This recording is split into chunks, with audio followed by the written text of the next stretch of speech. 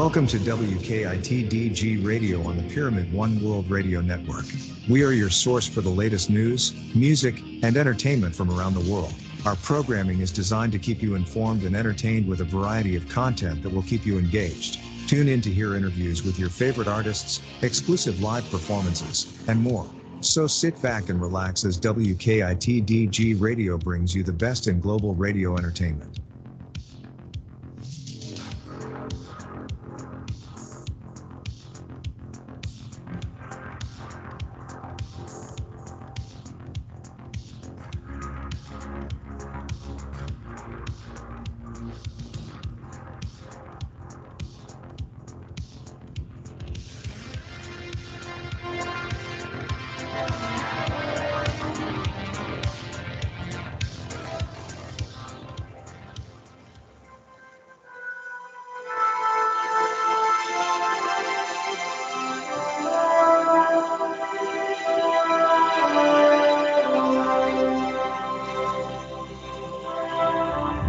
Maggie Clark, a worldwide award-winning psychic, and Maggie Clark, a world-recognized tarot expert and teacher. Tonight Pyramid One World Radio is here to introduce two people that are changing the world around us daily.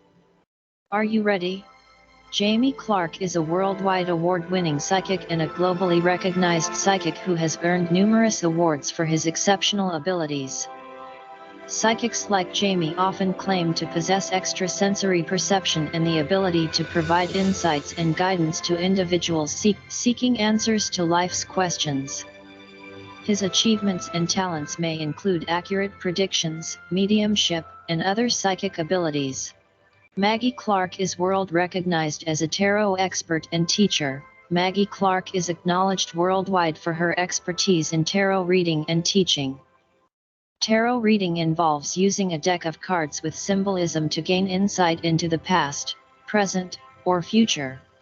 People like Maggie are not only skilled in reading the cards but also in teaching others how to use tarot as a tool for self-discovery and guidance. Both Jamie and Maggie are described as individuals who are actively making a positive impact on the world by using their unique talents and knowledge. Pyramid One World Radio appears to be the platform where their work is being introduced to a broader audience, which suggests that they are likely to share their insights and teachings with the world through this medium. Extrasensory perception, ESP, and psychic phenomena are subjects of great interest to many people, and they have been explored and discussed for centuries. However, it's important to approach these topics with a balanced and critical perspective, taking into account both scientific understanding and personal beliefs. Scientific perspective. From a scientific standpoint, there is limited empirical evidence to support the existence of ESP or psychic abilities. While there have been numerous studies and investigations into these phenomena, the results have often been inconclusive or controversial. The scientific community typically requires rigorous, replaceable evidence before accepting claims of supernatural or paranormal abilities. Personal beliefs and spirituality. On the other hand, personal beliefs and spirituality can play a significant role in how one perceives and interprets ESP and psychic phenomena. Some individuals incorporate these concepts into their spiritual practices and belief systems, viewing them as a connection to higher realms or a manifestation of spiritual gifts. These beliefs can vary widely, from New Age spirituality to traditional religious interpretations. When considering the potential future of ESP and psychic explanations, it's essential to keep the following points in mind. First, open-minded inquiry. It's reasonable to remain open-minded and explore these topics if they align with your personal beliefs and interests.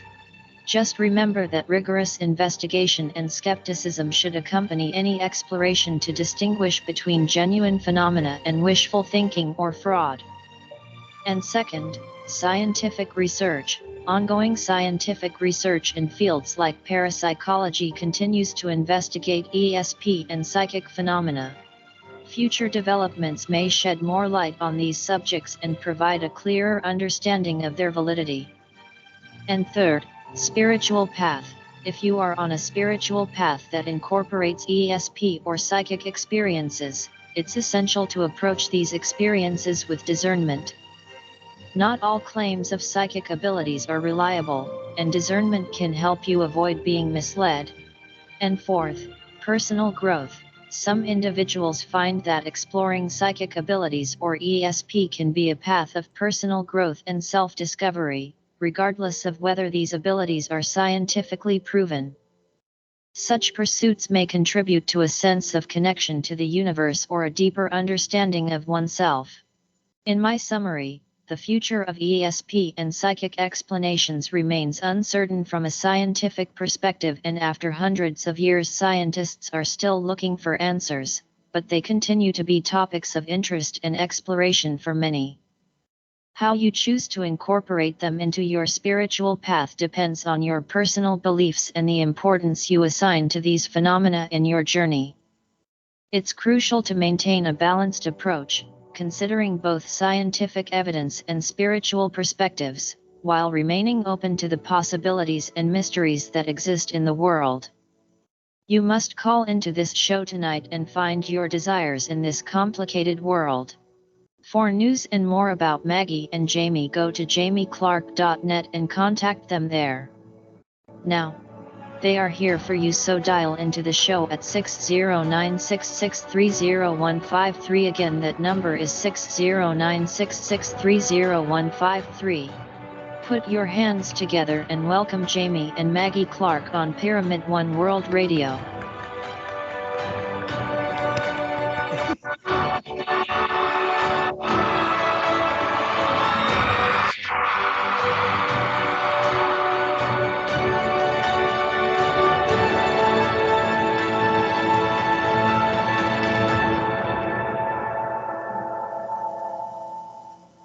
That's a great intro. Very nice. Wow. The reason I did that, and I don't do that usually, it's usually like an intro is like 2 minutes, 3 minutes, 4 minutes on the outside. I mean, that was like over 6. The reason I did it was I'm getting a lot of emails in. And we have this show, and I had Betsy on, and a few other things. And there's been, other, people on the shows. And apparently people are listening to the shows all the time, or going into the downloading, or just listening to them on YouTube and or whatever. The questions that they had, I had to answer. I mean, I've been holding back. I mean, it's like, don't do it. And it's one of those things, And I'm like, one of these days I'm going to have to open my mouth and just say, look, you. And so I did it. I mean, it's like there are two sides to everything. There are two sides to being psychic, to being a tarot reader, anything. I mean, I've had people that were back in Charleston, South Carolina. I had tarot readers right in front of me in the studio reading cards as we were doing it with people on the phone.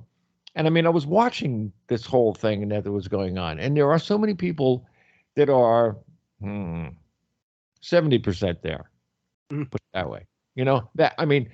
I've seen enough that I know one from the other. I do know who is like getting this from all directions, of the dimension that's around us, of the energy that's around us, of the things that we draw through that most people don't even know what they're doing. And they're walking down the street not knowing that there's a billion people, a billion things, a billion particles of energy watching them walking down the street. Now, if they're all nude walking down the street, they'd go, whoa, what that? But it's like, it's crazy. But I mean, it's absolutely true. These things are real, but there are two sides to the story. So I put everything in there. There's the scientific side, and there's the non-physical plan that's not, that's the other side of that coin. And what if we're bringing them together? Well, science is still trying to figure them out. And of course, in what you do and what I do, listening to you guys and understanding what you're doing, this goes back 1,000 years. More. And then some. This goes back to the dawn of time when everyone was trying to receive messages and divine with gods and beings and different types of spiritual belief systems. So this has been going on since we were basically created, I believe. Like, what is the meaning of life? How do I perceive more than what my reality is showing me? How do I connect to my eternal soul print? All of these things, every incarnation we ever have, we're going to explore who we are in that incarnation, but it will always lead us to who we are eternally and how we're connected to that. Yeah, and I get up every morning, and then when I'm up, and you guys know it, I like 3 o'clock in the morning, quarter after 3, something like that. And maybe I go out with the dog and then or whatever and do my thing and that, but my mind is clear. There's nothing in it. Period. Zip. Then again, most of the time there's nothing in it anyway. But so like usual. I mean, yeah, I mean, it's just this one of these things that where I'm clear. You know what I mean? People don't realize that when I pray to God in the morning, when I do my thing, I know he didn't drop off a text or an email that says, "I heard you today." Or better still than that, I heard you. I mean, he didn't do anything like that. But on the other hand, I know who I'm talking to, and I know I'm talking to someone. I am making a connection. I know that inside of me. I know that, but I have realized through the years that this is possible. There are so many that are walking around that don't know. That's why I tell people all the time: call. Paul, 609-663-0153. Get in here. Find out what's going on, because maybe a year or two down the road, you go, you know what? That guy on that show said that was going to happen. Yep. Duh. And then it moves from to okay. And Yeah. I think you bring up a very good point, and that is to be practical with this spirituality stuff. That's why I love doing a lot of the scientific studies and the methodologies. Is moves from to scientifically, if it can be categorized, systematized, repeated, maybe there's something to it. And when we can get this practicality, like Mag and I always say, these abilities are so natural, they're supernatural. Everyone has the ability. It's, do they want to use it, and what level do they want to take it to? And when you can be practical, it moves it from the fear factor to go, I don't understand it, to go, oh, okay, that sounds practical. Let's see if I can make a connection. And it's great when people can do that. I'm honored, but I'm humbled. I want to do the best I can to help others, to help themselves. Yeah, and I as many times as like people that I've talked to, that I talk to every day, I tell everybody, go listen to. I mean, come on, let's face it. You know how many shows Ned are in there that we've done that to you. I tell everybody, get in there. I don't care which one you pick. Listen to it. Learn from it. Educate yourself. Be aware that there's more than you to being you. See, and that's great that you're giving them a place to come to, a place to share, to get insights, and sometimes just a different perspective. Okay, I've heard that crap 1,000 times, but click. That's the first time I kind of see it that way. I'm like, good, and question everything, and let me know how it goes. And then they usually do it, and it's brilliant. I love that. Yeah, and somebody actually, there was something that you had said on one of the shows. I forget exactly what it was, Ned, but it was about a couple of weeks ago. And one of the guys that did come up to me and Ned says, you were right, damn it. I was like, what? And it was something that you told someone that was on the phone. And it was just, it was one of these logical things, like, if there's an A, there's going to be a B right after it, one of those kind of things. And, I told this guy, I said, I heard something just like that. I said, I bet. And I told him, what we had said on a show a long time ago. And the guy, then he came back to me and he said, damn it. It was one of those. But see, when they have no choice but to go, that hadn't happened yet. And then you were saying what, when, and then it did. Right. Okay. Exactly. Now it's not so scary. Yeah. You pull this information out of seemingly nowhere. They want a reference, something that they can comprehend, so that it's a little bit easier to open up to, with less fear and more empowerment, more receptivity. Nobody realized it. Life is like an, what do they call them? An oscilloscope. Mm-hmm. The one that goes. Yeah. Yep. Not your heart going bananas. But God. Yeah. a sound wave, and that goes like this. That is exactly the way your life goes. I don't care how good you are, how nice you are, how beautiful soul you are. Every single one of us, somewhere, somehow, no matter how the little riff it could be, and that we all go up and down. I mean, let's face it, this earth that we're sitting on affects us. Yeah. The Big sun, time. the moon, the stars, the constellations, the whole 9 yards, everything affects us. We don't realize that we are like point zero. It's like, yo, you're going to go. And, What if we're connected to everything? and It's that's all right. unified. That's right. It's all here. It's all in us. Yes. Isn't that amazing? It is. Just so many people look outside of themselves for the information and insight.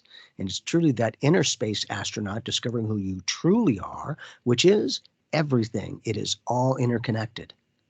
That's what I share just from my awareness. Every time I unify with the oneness, there is no separation with anything at all, ever. It is all interconnected. And it's really cool because I always share the fact that I have a lot of doctors that are clients, and almost all of them have said that when a patient codes and they bring them back, almost all the time, the first words out of their mouth are, "Why'd you bring me back?" Literally, they're like, that's the first time I felt loved. I felt connected and accepted.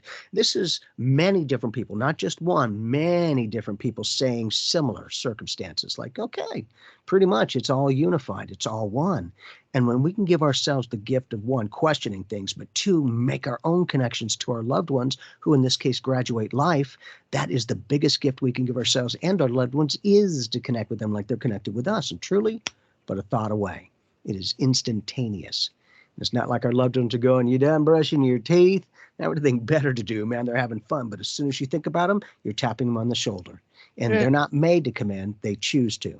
When you do go, being there once, it's like you feel so great. I don't have to wash the car. I don't have Yeah. to press. Just by being you.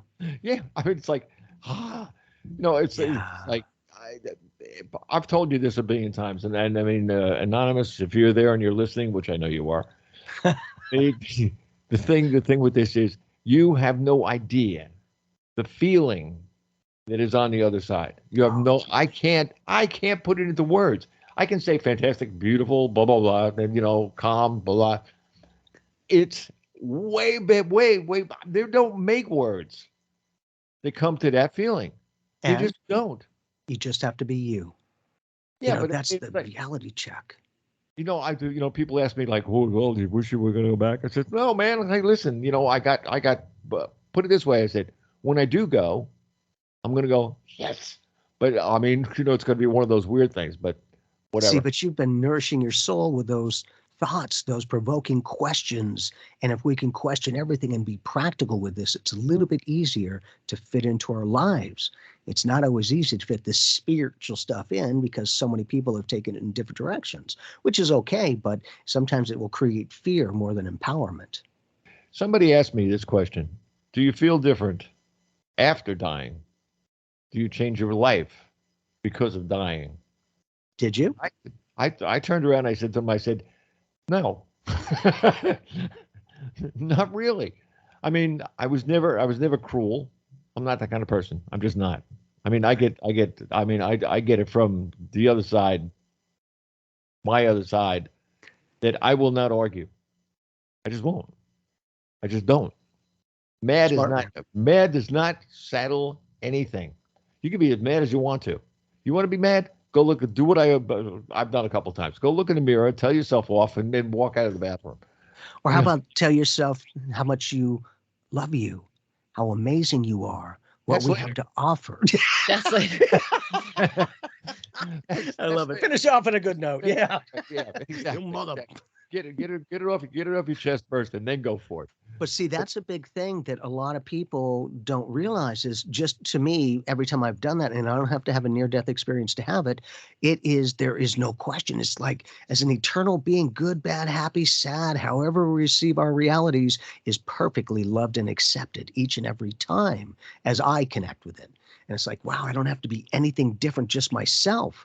Because some people will have the catalyst of consciousness that those near-death experiences do happen.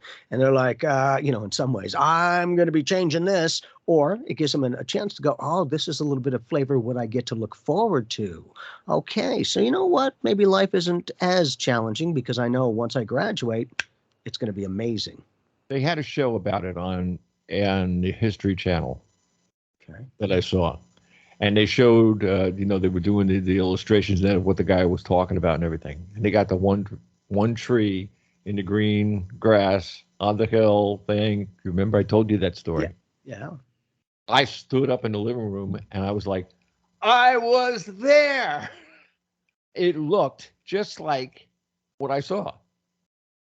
See, and notice it's physical, just like this dimension. It's not a bunch of, nope. It's just, and nothing's solid. It's all vibrations, light, energy, and frequencies. But being able to do that, not everyone realizes. How did that feel when you got a chance to hear and see that validation with that kind of dynamic, that it wasn't you saying it, it was someone else? Like the Yankees won another game. Yeah. I mean, you can say it any way you want to. And I just turned around and said, yeah. I was like, yeah. See, but that's the thing, is it can really benefit your soul. And you're just like, yeah, okay, it's another experience, which is great, because not everyone is open to the other side. A lot of people can fear death because they think it's the end. And it's just the next phase, just the next level. To me, there is no dead. I mean, you can go, but you got a lot to talk about other things. But I'll give you a little bit of as far as the going and the coming back part. When you do come back, right? And I'm quite sure that if I talked to a bunch of people that did it, they'd feel the same way. I felt like a rubber band.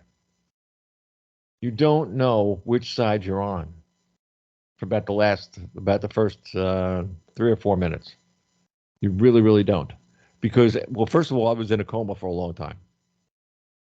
So that was one thing. The dead part was before the coma.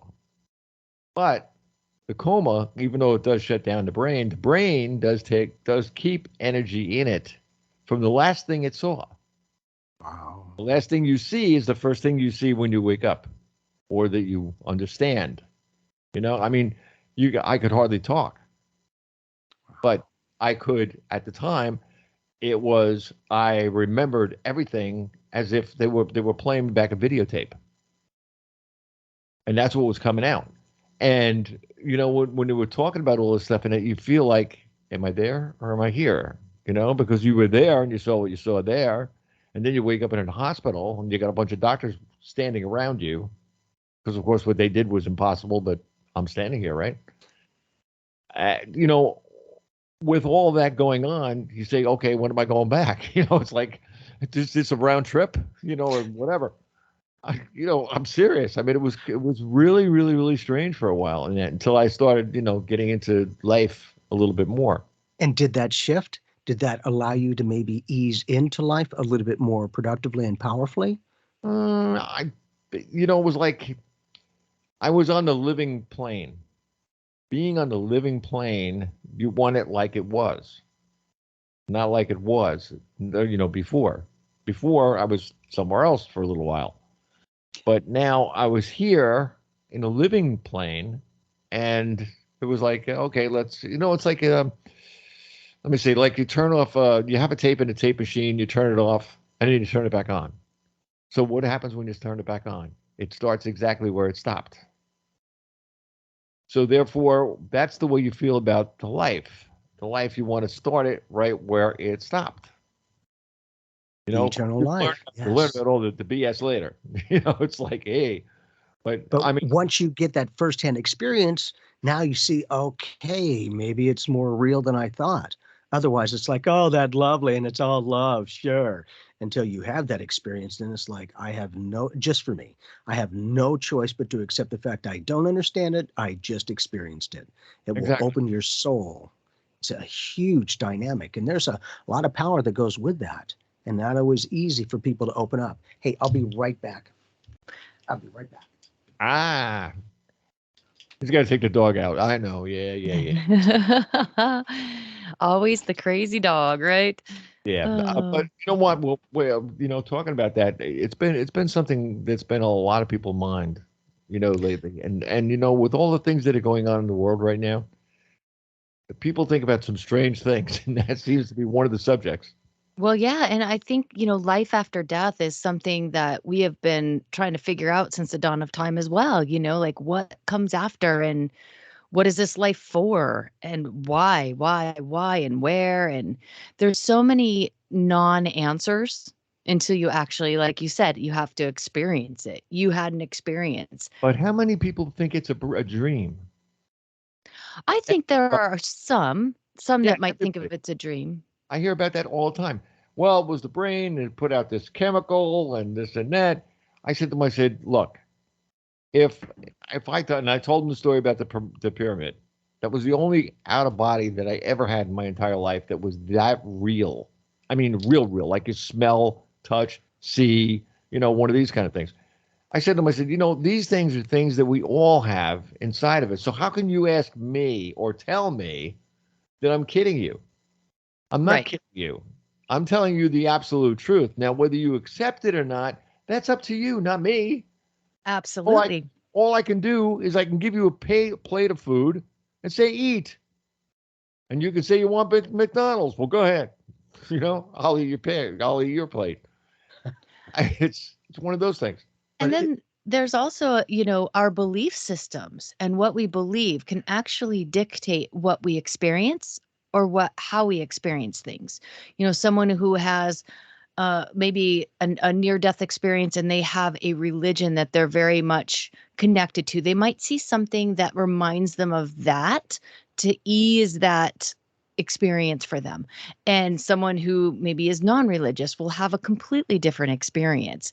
So a lot of times we have to remember what we believe and how our brains are wired can also dictate what we can perceive or how we can perceive realities. If you said there's no way you can walk through a wall, and yet I've seen someone walk through a wall, who's right, who's wrong? I saw it with my own two eyes. Just because you haven't seen it, you don't believe it's true, are you going to say it's not true, right? So there's these theories of what you believe is also what you can imagine. And if you have a very strict and orthodox type of belief system, you're going to have less imagination and maybe less openness potentially. And that's just for all of us here. And if you don't perceive something, then it's a lie. No, I mean, Sometimes people say that, yes. it's come on, it's that simple, and that's what we're boiled down to. And we have someone in the phone room cool. that I Perfect. think wants to get in here. Who's on four? Let me see if I remember this right. 480. Oh. This is Reese. Yo, Reese, what's going on? Hi, how are you guys doing? Doing good. Any questions? Any target questions? Yes. So around my job and anything that might be coming up, and then of course, relationships, personal kind of stuff. So just curious what's out there. Have you had somebody that either you've worked with before that you know of them or you know of them through someone? Because there's a familiarity of an opportunity that I feel like is offered to you. Doesn't mean you have to choose it, but for some reason I keep picking up a familiarity with this. And I'm aware of some of the dynamics that you do. So it's, without being too, hey, because I do know you're a great person. But in addition, I just feel like things are changing in a productive way. It's almost like you're being pushed in a new direction. Well, okay, so I'm doing the same kind of work with an organization that addresses cerebral palsy. And I love the environment. I just feel like I'm being asked to do more and more and more of, a variety of other things, which is great. However, I don't feel like the compensation is at the level of what they're expecting me to do. Right. And you're not going to settle for anything less. The good thing is you're doing it because you choose to. Yes, ma'am. And the great thing is you know your value point. And the good thing is when you're good, it's a problem going, you keep expecting more and you're not willing to make adjustments in that connection or that category.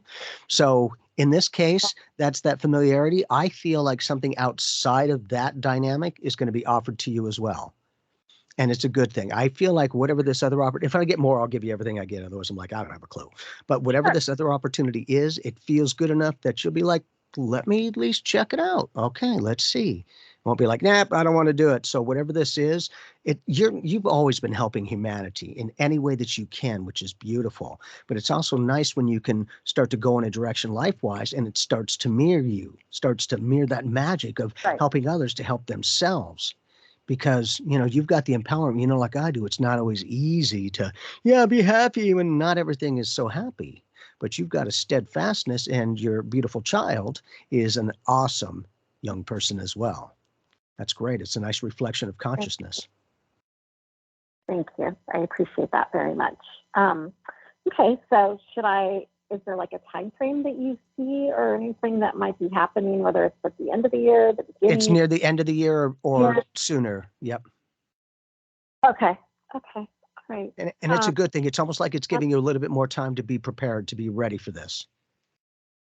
Okay. All right. Mag, what you got? And do you see, please, Maggie.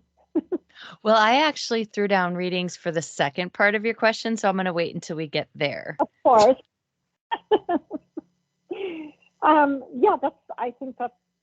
ready. Good. Okay. Excellent. So, wow, like we have the Hierophant showing up, and this was about relationships. Okay. So the Hierophant, when you're asking the tarot cards about relationships and the Hierophant pops out, this is the card of the teacher, right? So we know relationships are one of your greatest teachers. But this is also a card of someone who represents a strong example. Like when you look at them, you're like, I like what I see. I like their delivery. I like what they stand for. And I like the doors of consciousness that are opened up within them. And so there's a couple different ways we can look at this reading, because you do have the Two of Cups, which is the romantic love card. You do have Judgment. And when Judgment and the Two of Cups play together, it really can emphasize a relationship on a more of a soul vibration. And this is very much present tense in this reading. So if you have someone in mind, so to speak, or someone that's kind of knocking on the door saying, hey, you want to, get together or something, pay attention to this one, because right now there's almost like an energy of orchestration from even your spirit team saying, okay, you're ready for the next lesson of relationships in your life. We're going to bring a new one to you, or a relationship that is about romantic love that can kind of pop this little thing open, because the Hierophant doesn't do anything without its own lessons involved as well, just so you know. So, and it's also a little bit of a shift and change. So I want you to think about opening up to the highest example of what you could imagine someone would be like for a relationship potential, and vibe with that. Because right now I'm feeling like there are people in your sphere that just are like vibrationally matching some aspect of where you are in this lesson of relationships. It's very much a soul connection as well. And there can be a lot of success with this type of relationship, but it's going to take a little bit of work, a little bit of like one foot in the front of the other to see if you're done with this lesson or if you're still within this lesson. Does that make sense? Yes, it does. Okay. Wonderful. Well, thank you so much. Yeah, and trust what you feel, that gut feeling, because again, you're going in a new direction. The best that you can, I would love for you to just sit down, take a minute or more a day. I don't want you to feel the success, the opportunity as if it's already there before it's there. Don't limit what it has to be, just be at the end result and be open. Because for me, I've learned that the more I accept a reality before it's there, the more that I can trust the universe, because it's not easy to trust if nothing's happening. But that if I accept the end result, it is usually brought to me with the life flow, not the life force. And it sounds like semantics, playing on words, but the way we approach the universe, it approaches us. And you've always been able to help other people. Why? Because you choose to, because you can. Now the good thing is you're going to start to reflect that on yourself to go, not only can I help others, I'm helping myself too.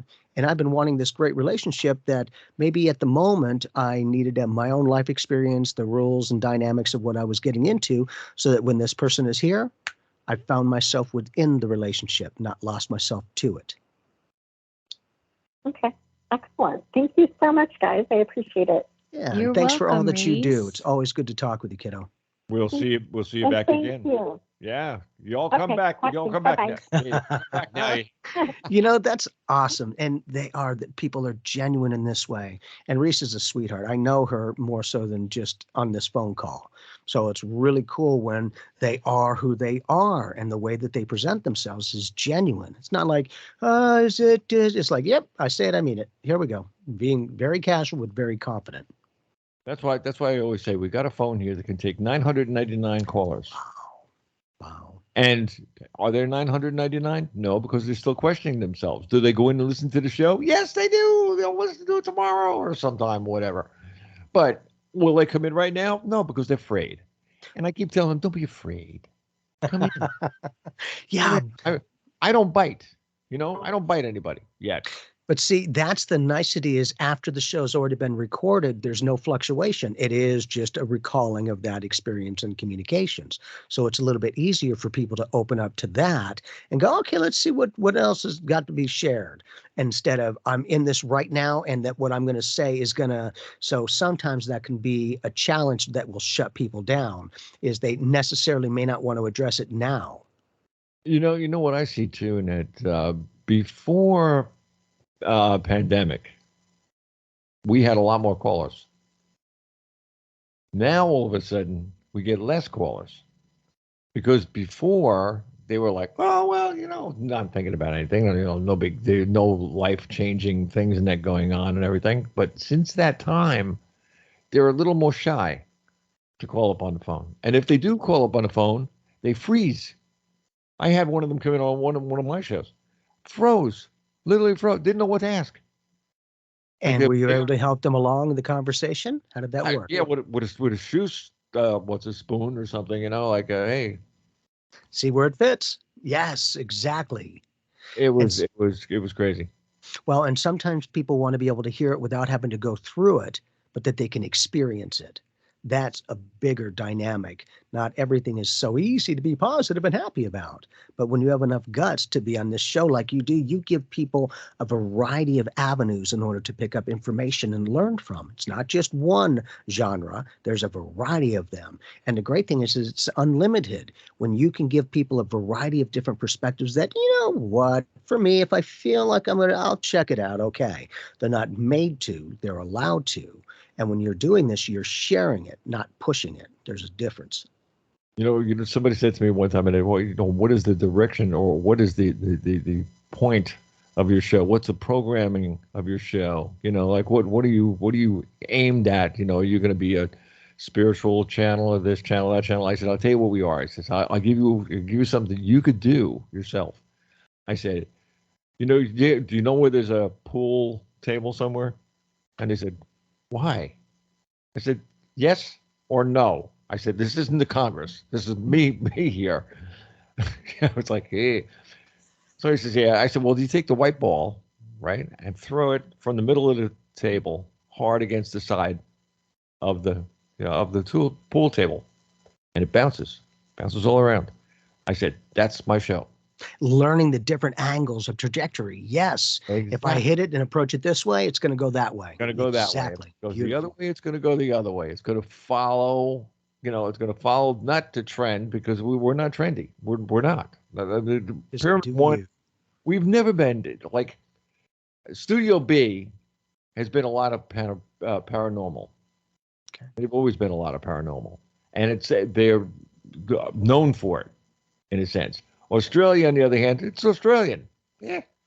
So it's like, I might, how you doing? It's like one of those kind of things. This show has been one that took on the 360 of everything. We do everything. I mean, I've had people that collected rocks on here. On here. Somebody that was an organic, she was a mother of a child that was very sick. The doctors couldn't help them. No medicine, no nothing. She learned how to grow organic, and certain things that she grew, she processed these things, and it cured her kid. Wow. Another one that did similar, cured, what was it? What's the sugar in diabetes? I mean, cured. I mean, wow. After they were taking this thing like every day, they could eat anything. It didn't do anything to the sugar. Isn't that? And sometimes the catalyst is trying to address the health issues. And once in this case for the organic, I playfully say, man, before I met Mag, I was like, organic? What's that stuff? And now it's fascinating.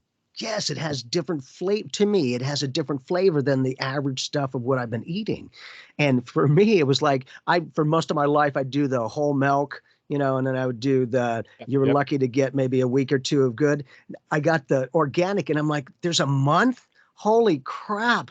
I didn't, I'm like, wow, what's not in there is making it last longer. I'll tell you, and to everybody listening in it too, and my uncle-in-law, Annette, had a dairy farm in New York State, way up in New York State. It was from my house in New Jersey, it was about 18 hours. It was all the way up in New York, but it was on the borderline of Pennsylvania, which was kind of cool there because when it was hunting season, oh baby. But anyway, the thing that we had when we were up there was we had real meat that came out of cows that were killed a month ago, 2 months ago, and hung. You had real deer meat. Oh, forget about it. You can go to any big restaurant somewhere, spend $200 for a deer meal, and I'll bet you that what we had tastes better. I bet. Yes. I mean, it was absolutely ridiculous. And to top that off, the milk that we were drinking, he had 200 head of cows. Wow. So we'd get up at like 3:30, 4 o'clock in the morning and go out, and all the cows that would come in. I actually had a good time in it because I had to take a tractor and go over like a little mountain because the cows would go and they would graze on the other side of the mountain. It was his property, but they would graze over there. So I would go around them, get them all together, up over the hill, and then again, bring them back. You could drink. I mean, this stuff was going to a cooling station. I mean, he had a whole setup there for milk. On top of the milk, when it was in the tank, was about 2 inches, maybe an inch, in there somewhere, of actual cream. Yellow cream, real cream. Take that and put that in your coffee. Wow. Starbucks and all those guys, they can go to hell. I'm serious.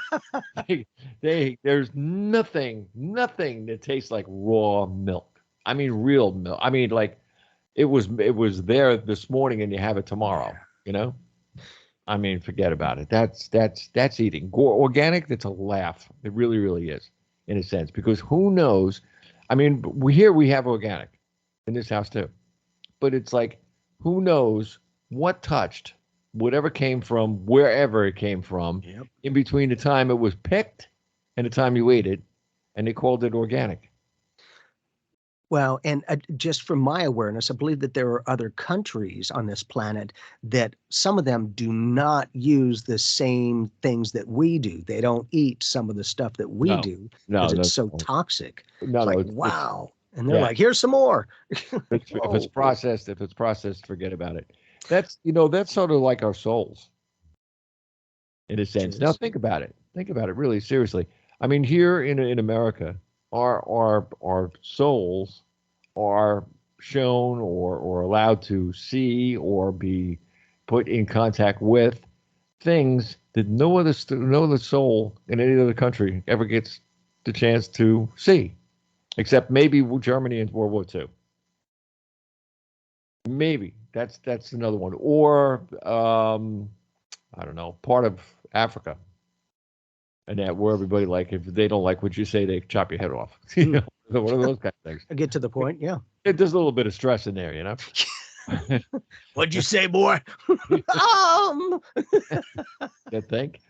But I'm serious. I mean, really seriously, us Americans, we are supposed to be, or were, the greatest people to achieve what we have in a little bit of time. It's only a couple hundred years.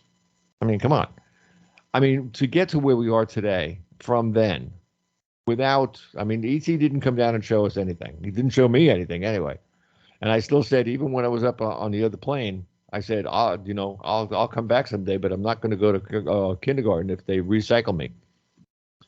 I mean, it was just one of those things. All these things that we have are not made like the rest of the world. If you go to Greece, or you go to, well, I played in England and I played in Italy. They're eating, their way they act. I mean, 4 o'clock in the afternoon, or not 4 o'clock, maybe 1 o'clock or 2 o'clock. They have like a siesta, you know? They take time off. They take an hour or two, you know, from their job, and they eat, or they have the thing, or they have their drink, or they have their ouzo, or whatever. And, you know, when they're all done with that, then they go back to working out for a couple more hours, and that's it. And they don't work 5 days. They work 4. Oh. That's how they get the 2 hours off, because they're working 12-hour days. So they're actually 14 because they got the 2 hours or whatever off to go and take a snooze and that or whatever they do. So, I mean, I'm serious. It's a whole nother laid back way of living. See, Here, but when you can put that to the test and live it, it's great. Yeah. Here, it's a different story. Right here, it's like, you know, you got to do it all the time. Well, and that's the thing. I think through the technology, things have sped up so much. Faster. People are like, I got to wait 3 seconds. What the? And it's like, relax. Remember back in the day when we didn't have computers? Remember conversations? Remember that? Talking with each other, not just to each other. And it's that kind of connection that I think is really, with the COVID stuff that's gone on, people have gone online so much that, to me, a lot of people have lost their people skills to connect with it. It's become such a distant energy on the internet web that they don't have to necessarily address day-to-day conversations. One of the shows that Maggie did, she talked about that.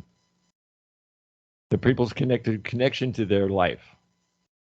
I forget what show it was, but I listened to parts of all of them. Excellent. Yeah. Yeah. I'm sorry. This is Big Brother Part 2. Yeah, it's beautiful. But it also brings up a point, is notice with her talents, tarot, astrology, numerology, all of these are different avenues for reading the energy vibrations of life experience. Many different ways to get it. What way connects with you? That's the brilliance. Find your own way of connecting. Everyone can do it. It's, do you want to, and what level do you want to take it to? Yeah, well, as I said to one guy one time, and I said, I'm a Taurus. So if you want to read me on your cards, the cards will melt.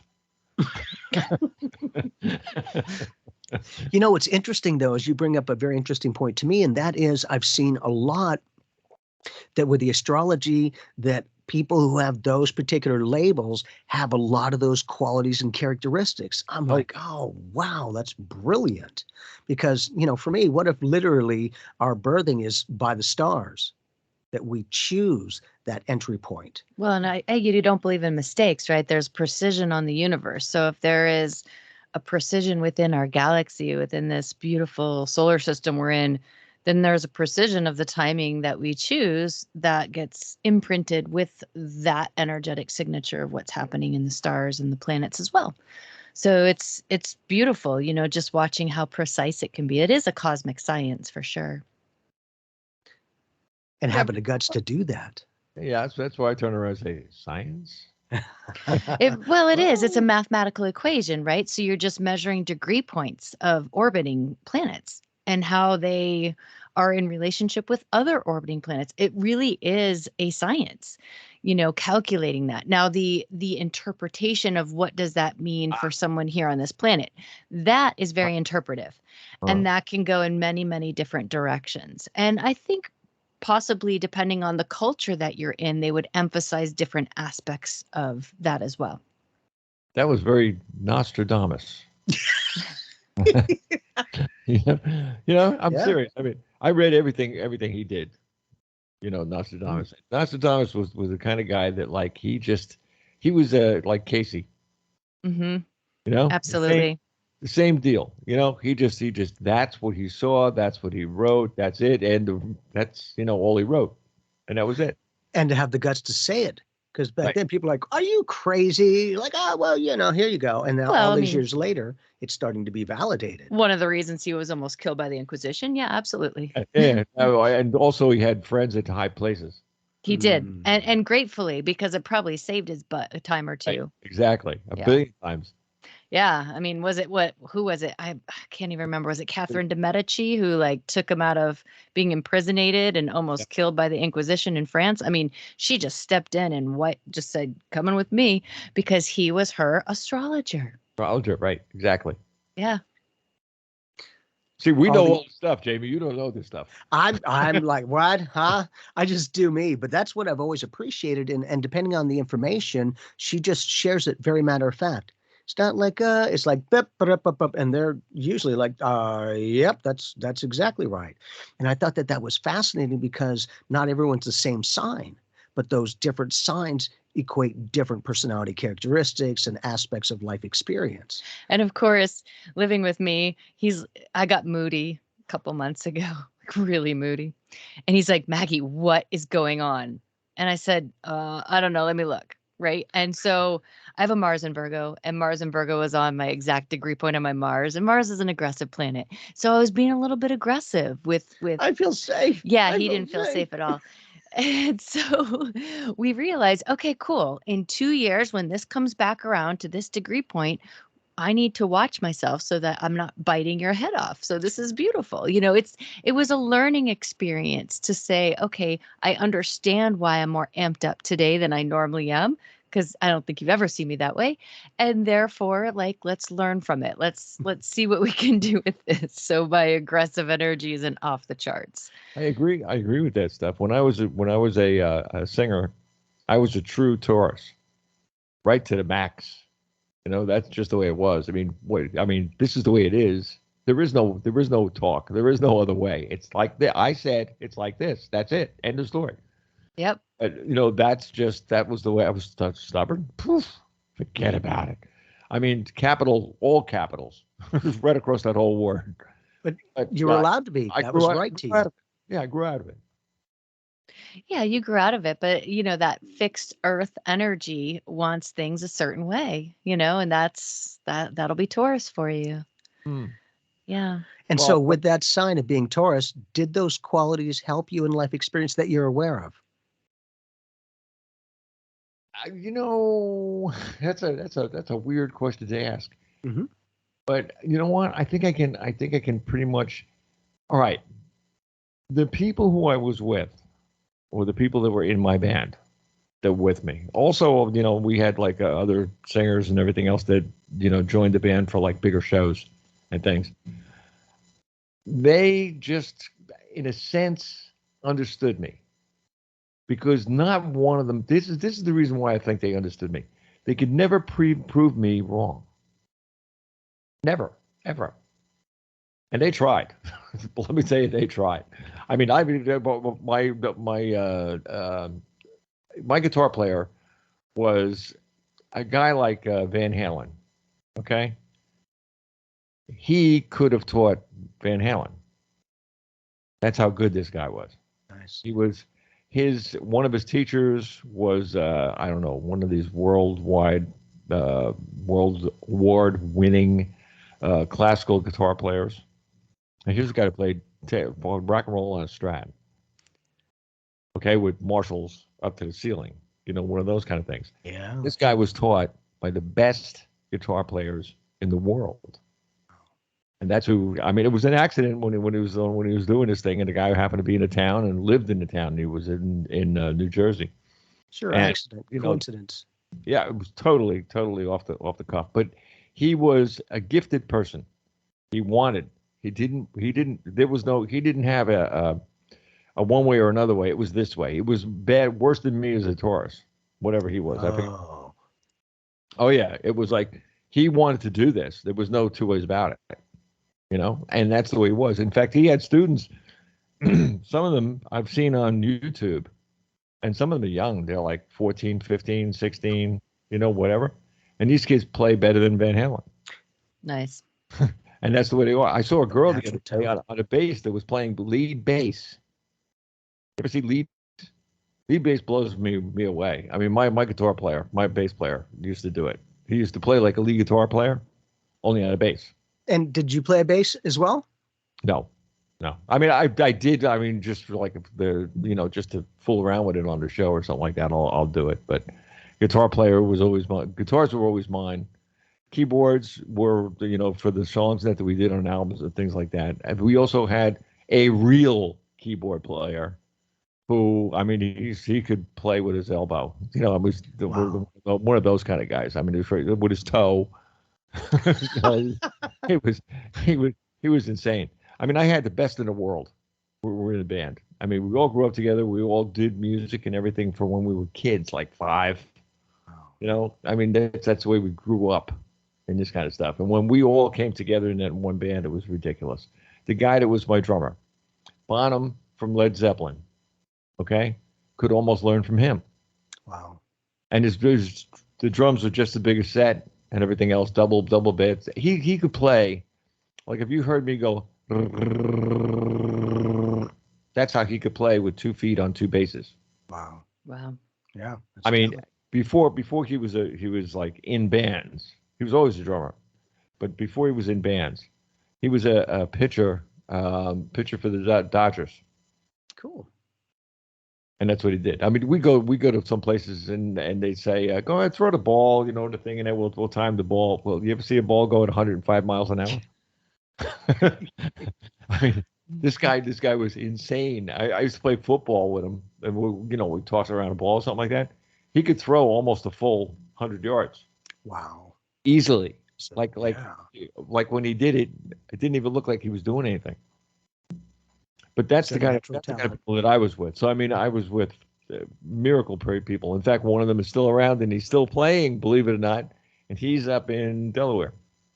Nice. Nowhere near. You stay connected? Do you guys get a chance? Yeah. Oh, anybody that's still breathing, well, we know each other. You know, it's kind of funny, but bringing that up is like life. Each person has their own expertise, their own talents, but when you bring them together, they can create a whole new vibration. In this case, music, songs, creativity. I wonder if you could see a picture on this thing. Hold on. Ow. I pulled myself out. Okay, I'll pull myself back in. Okay. Everybody watching this thing, you go, look at it go. You disappeared. That's always interesting to me, man. It's like, I know the screen's behind, but you just disappear completely. I don't know if this will come out on this thing. Nope. It went blank. Yeah, all I can see is the pyramids. I could see a finger like that. That's my finger. Yeah, but no picture, at least at the moment that I'm seeing. I'll send you the picture. I have it in my phone. Yeah, please. And so what is it? It's a picture of me sitting on the hood of a car. Nice. And the rest of the band were all in. It's a convertible. So they had cars when you were. No, I'm kidding. I'm kidding. Actually, his was. Let's see. I had a 59, so she had a 1960 or 61 Studebaker. Wow, very That's cool. What that was. I had a 59 Studebaker. Nice. That I bought for $30. See, and when you can keep those connections, yeah, that's beautiful. That's a lifetime. Yeah. I mean, what we look. I mean, I know you guys talk to a billion people, zillion people, in between, and you do delve into their souls, in a sense. Yeah. All the things that are happening to us are the things that are screwing people up today. Everything. In one way or another, because we don't allow ourselves, most of the time anyway, we don't allow ourselves open to everything around us. We concentrate on one thing, like you concentrate on your work, you concentrate on who knows, driving here, going out with a friend. Another 99% of it is these cell phones. People have them crazy glued to their hands. Yep. They don't look. I sat behind a guy or 2 guys that were sitting at a red light. They turned green. We're sitting there and we're sitting there. So I finally put my hand on the horn and like, hey, man, wake up. Right. Oh, it seemed that the person that was in the front was on the phone. And that person got through the light. Then it turned red. And the guy that was in front of me and me, we were at another second red light because of the person that was in the front. And that's happening all over. It's not just that one thing that just happened today, but it's all over the place. Yep. So in everything that we've done, like for instance, I can use price as a guide. A 1972 Torino Supersport. We're talking Grand Torino. We're talking unbelievable. If I showed you a picture, I'll send you that one too. Yeah. An unbelievable car. Okay. $4,000. We're talking a Boss 351, shift on the floor, talking the air conditioner, black leather through the whole thing, and that black top on the thing, red car. Cool. Unbelievable. It looks like it's going 100 miles an hour when it stopped. So that's what kind of car that was. $4,000. Then I got, because we were then traveling, to other states. I bought a van, big van. It's a big stretch thing. I mean, it's huge. Black windows, 2 air conditioners, one air conditioner in the back, and that because we were going just enough to just put our personal information, our instruments into. Everything else took another truck to take the rest of this. But just our personal stuff would go past the back of the second deck of captain chairs. There were 4 captain chairs in the van, custom put in. Right. Everything. I mean, everything was unbelievable. $10,000. Wow. And now would cost? That was in 1975. All right. Probably what, 60, 70,000 at least now? Now, my little van that I have, it's a Kia minivan, but it's got everything on it, and it's gorgeous. I mean, I love it. And that thing went from the $20,000 that I paid for it to $39,000 in 4 years. Yeah. Yep. Same car, same thing, same van. Nothing, it's nothing different. Brings up the interesting thing for me when I was younger, and we went to the gas station, and it said 48 cents a gallon. And back then, I was like, if it gets over 50 cents a gallon, I'm not going to drive. Mm-hmm. Now it's almost $5 a gallon. Like, Lordy, that is just crazy. So many different aspects to that. I should have sent you the other one too. And then a friend of mine sent me back. He goes into a lot of old pictures and everything else. And then he comes from, he's still in Saddlebrook, New Jersey. Cool. But he sent me a picture. There was a Texaco when I was going through school and everything else. And I used to like to get extra money in it for bowling and everything else. And so I used to work Saturdays in the Texaco station. And he had the sign of where I was working in the Texaco place. 14 cents. Wow. But high test was 17 cents. That's expensive. Yeah. Yeah. Wow. Isn't it crazy? 14 cents. And this was, let me see, 1960, I guess about 1966, 67. Wow. Crazy how things change, huh? Same dynamic. Just if we could find more value for life too. It is individualized vehicles of consciousness. Take that ride. Let me do a 180 on that, though. The idea that I brought these up are this is the difference between the life that we had when we were calm and we do what we had to do, and we had fun in life. It was fun cutting the grass. Come on, I went through college and cutting grass. That's how I got. Yeah, I understand. Yep. Back in the 60s and 70s, I made $850 cutting grass a week. That's impressive. A week. Yeah, back then that's a lot of cash, man. We used to do all the big rich people. Nice. And big lawns. Woo, big lawns. But we used to do that kind of stuff, and I put myself through school. Yeah. My mother, of course, my father passed away in 61, so I was just me, my sister, and my mother. Yeah. So of course, money had to come from somewhere. I wasn't going to go to school on nothing. Right. Yep. So I mean, that's where the money came from. So all summer I would do that, and then all winter I'd go to school. See, but you were willing to invest in yourself. You knew that it was going to have to play out one way. Which people are backwards today. They rely on other people. Other people rely on other people, rely on other people. Not that it's bad, because it's working somehow. But it's not the same. Every single one of us back then were individuals. Each one of us we were responsible for our lives. That's it. Nobody else was. We didn't have to depend upon governments or all the rest of this garbage that you hear about all the time. And because of that, when I said, look in the mirror and say, I love you, back then, we did it unconsciously. Every time we looked in the mirror. We did it unconsciously because this was our level or our frequency of the vibrations that we had at that time. Yeah. Today, forget about it. It's a whole nother ball game. Whole Keep those nother- yesteryear connections while we grow into this next year. Well, you know, another thing too, and that's why what you and Maggie do is so important. Very, very important. It gives people an avenue out of the realm or the how would you call it? The bubble they're in. You know, it lets them think out of the box for a little while, which is a different thing. When you open up your mind, and you open up your mind to the world. You open up the world to your mind to the universe. And when you do that, the universe comes in and goes, Hello? Anybody home? Yes. And are we listening? Can we pay attention to those communications? That's when it gets powerful. And we're better for it. Yeah, heck yeah. Bob, it's always great, man. And thank you for doing what you do. One, I love you. Two, I have a lot of fun doing this. And three, you make a difference in other people's lives. That's beautiful, just by being you. If people just listen to what we talk about, although we go into somebody called it conversational videos.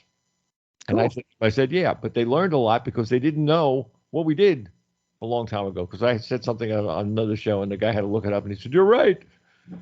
And I was like, "Yeah, I was there. How can I be wrong? Dang it!" But those conversations are what people pick up on. And now finally they're starting to get that inner dialogue and connect with their awareness, with the unified oneness. It's a little bit easier to go, okay, because why am I here? What the flag nog? What are we doing? What am I supposed to be doing? And it's like, do you? What the meaning of life is? To live. It's the experience. It's all about the love. That's right. I had something for Anonymous that's still here, by the way. Cool. I love it. Ow! Boy, was that radio what? But yeah, isn't that fun? It's funny, but just that alone can take you back to yesteryear. What are those triggers of consciousness? Oh, yeah. Absolutely. It's beautiful. we have a lot of fun anyway. Who knows? Anyway. Thanks for doing you, brother. Like always, we're out of here. Now, in 2 weeks, we'll be back again. We'll be together. We'll be talking again. I want everybody to dial into 609-663-0153. Anybody wants me, here's what you do. Write to Bob Charles Show at live.com. You write me, I write you, I tell you what's going on. You got questions, ask me. That's where we are. This is an interactive show. We are here for you. God bless y'all. Bob Charles.